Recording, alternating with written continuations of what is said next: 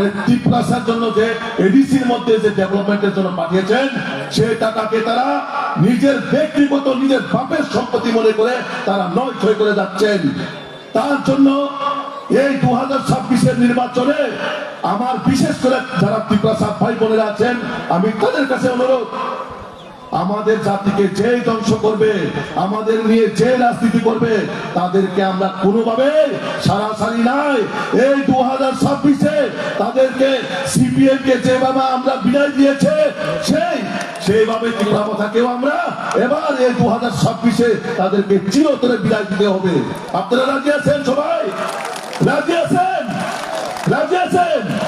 কারণ 2021-এ আমরা সিপিএম কে শ্রাদ্ধ করেছি। শ্রাদ্ধ যেমন আত্মীয় স্বজন মারা গেলে আমরা শ্রাদ্ধ করি না, 13 দিনের পরে, 1 মাসের পরে করে তো সবাই।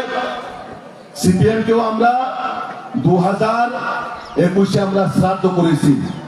এই 2026-এ সিপিএম কে আমরা বছরের শ্রাদ্ধ করে ছাড়বো।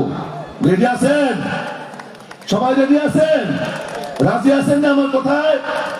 সিপিএম কে আমরা এবার বছর শ্রাদ্ধ কইরাই ছাড়ুন। আর ত্রিপুরাকে এই বছরে আমরা শ্রাদ্ধ করাবো। সিপিএম তো অলরেডি 21-এ শ্রাদ্ধ কইরাই ছাড়ছি, আর ত্রিপুরাকে আমরা এই বছর এই 2021-26-এ আমরা শ্রাদ্ধ করাবো। কারণ সিপিএম আপনাদের এখানে যিনি প্রাক্তন বিধায়ক ছিলেন, উনি এমপিও হয়েছেন, উনি মন্ত্রীও ছিলেন, আর বর্তমানে উনি রাজ্য সম্পাদক, আবার পাশাপাশি কি লিডার অফ অপোজিশন, মানে বিধানসভার উনি বিরোধী দলনেতা। সিপিএম এবং জিতেন চৌধুরীরা উনাদের এখন কিন্তু কাজ নেই, উনারা এখন কিন্তু কাজ খুঁজতেছেন। আমি এই মনোবমপুলের বিশেষ করে আমার মহিলাদেরকে আমি বলবো, সিপিএম এর জন্য যদি কোনো কাজ থাকেন, আপনারা আমাদের বিধায়কের কাছে যদি পুকুর খনন, মাটি কাটা, জঙ্গল কাটা যদি কাজ থাকেন, আপনারা জিতেন চৌধুরীকে আনবেন আপনারা। কারণ ওনাদের কিন্তু বর্তমানে কাজ নেই, ওনারা আগরতলা বসে কাজ খুঁজছেন, খাওয়ানোর জন্য ওনারা খুঁজতেছেন। তো আমরা খাওয়ান দিতে রাজি আছি, কিন্তু আমার পাড়ার মাটি আপনার কাটতে হবে। রাজি আছেন? সিপিএমরা এই দশা এখন, কারণ সিপিএম এর সারা ভারতবর্ষ থেকে ওনারা উদাও হয়ে গেছেন। আর এই ত্রিপুরা রাজ্য থেকে এখন মাত্র 3 টিমে 2-3টা বিধায়ক ওনারা আছেন। এই 2026-এ এডিসির মধ্যে তো একটাও খাতা খুলতে পারবে না। সিপিএম এর এমন অবস্থা, নোটার থেকেও ভোট তারা কম পাবে। এবার নোটার চেয়ে কম ভোট পাবে সিপিএম এর। আর জিতেন চৌধুরীরা, রাধাচরণ বাবুরা, ওনারা সবসময় কি বলেন? পাহাড়ে কাজ নেই, খাদ্য নেই, কর্মসংস্থান ব্যবস্থা নেই। অ্যাকচুয়ালি ঠিকই কাজ নাই। কাজ নাই কার? সিপিএম এর। কারণ সিপিএমরা তো আগে রেগার নামে কাজ করে খেত না, মানুষের টাকা লুটে ফুটে খেত। তো ওনারা বর্তমানে দিশাহীন হয়ে গেছেন। আমি জিতেন চৌধুরীকে বলবো, আপনি যদি এক মনোবমপুলে আপনি প্রায় বলে থাকেন ডেভেলপমেন্ট হচ্ছে না, রাস্তাঘাট নেই, জল নেই, খাদ্যের কারণে অনাহারে মারা যাচ্ছেন। আপনাদের এই এলাকার মধ্যে কোথাও খাদ্যের কারণে মারা গেছেন? আসেনি এরকম কোন নিউজ? আসেনি এরকম কোন রিপোর্ট? নাই। তাহলে খাদ্য কার নাই? কাজ কার নাই? খাদ্য ওই যারা সিপিএম এর নেতারা, ওই যে জিতেন বাবুরা, ওনাদের কাজ নাই। ওনারা আগে মানুষকে ঠকিয়ে খেত, ওনারা আগে মানুষকে প্রলোভন দিকে মাঠে ময়দানে নামানো হতো, সেটা এখন বর্তমানে নেই। তার জন্য সিপিএম কংগ্রেসের এই মিলিজুলির পার্টির এখন বর্তমানে দুর্ভিক্ষণ দিয়ে আমরা দেখছি যে দূরে দূরে কোথাও দেখা যাচ্ছে না সিপিএম এর। তাই বন্ধুরা, আপনারা এই এলাকার মধ্যে বিশেষ করে সিপিএম, কংগ্রেস এবং ত্রিপুরা এই 3 দলকে আপনারা প্রশ্ন করবেন। আপনারা তো বর্তমানে মানে বিশেষ করে ত্রিপুরা আপনারা তো সরকারে আছেন, এখানে 5 বছরে এমন 5টা বা একটা কাজ দেখাও যেটা আপনারা এই 5 বছরে করেছেন। আপনারা 5 বছরে কোনো সময় আপনারা কাজ করেননি। এই 5 বছরে ত্রিপুরা একটাও কাজ দেখাতে পারবে না। আপনারাই বলুন, এই মনোবমপুরের মানুষই বলুন, আপনাদের এলাকার মধ্যে এডিসি গভর্নমেন্ট থেকে কোন একটা রাস্তা করেছেন? কোন একটা পানীয় জলের ব্যবস্থা করেছেন? না স্কুলের পড়াশোনার জন্য একটা স্কুল বিল্ডিং তৈরি করেছেন? না একটা স্বাস্থ্যের পরিষেবার জন্য কোন একটা হসপিটাল তৈরি করেছেন? না একটা অ্যাম্বুলেন্স দিয়েছেন? কি দিয়েছেন? আপনারাই বিচার করুন। বর্তমানে এই এডিসির মধ্যে শুধু নিজেকে এস্টাবলিশ করার জন্য, নিজে কিভাবে ধনী হওয়া যায়, নিজে কিভাবে করোড়পতি মালিক হওয়া যায়, এই হচ্ছে তীব্রমতার পার্টি।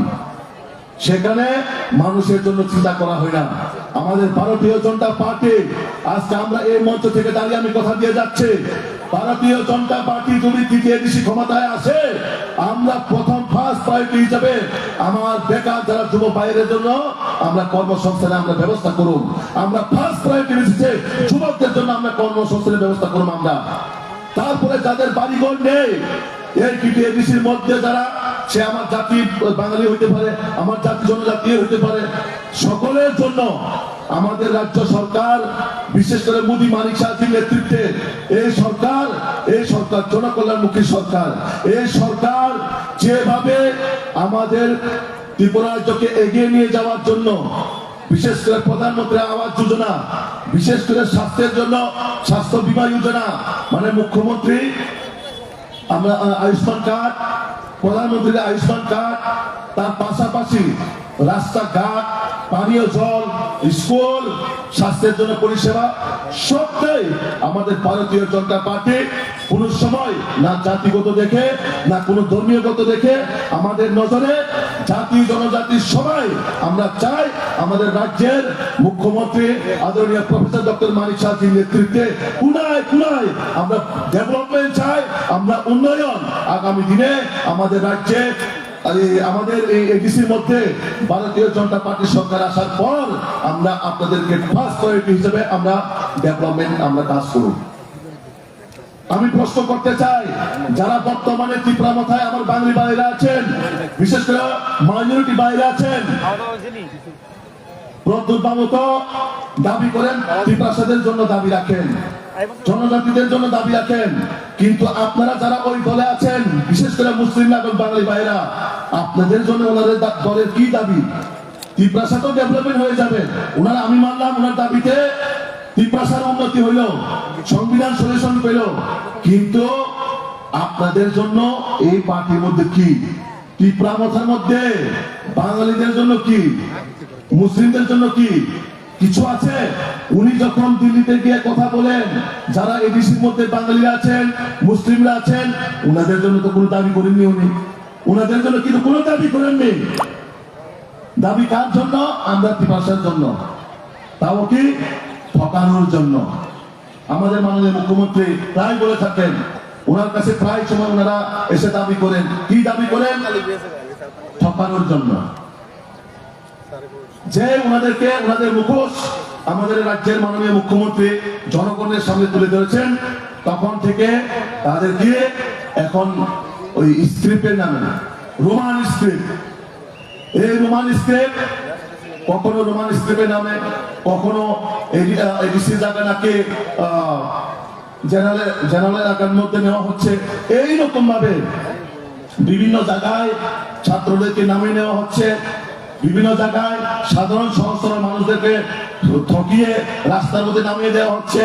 তার জন্য বিশেষ করে আমরা চাই আমাদের রাজ্যের মাননীয় মুখ্যমন্ত্রী আদরণীয় প্রফেসর ডক্টর মানিক সাহাজির নেতৃত্বে আমরা সরকার আগামী দিন গড়ছি, গড়বো, এবং গড়ে আমরা আগামী দিন এডিসির মধ্যে বিজেপির পদ্ম ফুল ফুটিয়ে আমরা আগামী দিন নরেন্দ্র মোদীজি এবং মানিক সাহাজির হাতকে শক্ত করে আমরা এডিসির মধ্যে পূর্ণ বহুমতে আমরা সরকার করছি, তাতে কোনো সন্দেহ নেই। আমাদের রাজ্যের মাননীয় মুখ্যমন্ত্রী আদরণীয় প্রফেসর ডক্টর মানিক সাহাজি আমাদের মধ্যে অলরেডি উনি এসেছেন। আমি সবার কাছে অনুরোধ রাখবো, যার গলার মধ্যে যদি নেশা থাকে এভাবে হাতে নেবেন, যার গলার মধ্যে যদি নেশা থাকেন সবাই দাঁড়িয়ে পড়ুন আমাদের মাননীয় মুখ্যমন্ত্রীকে স্বাগত করার জন্য।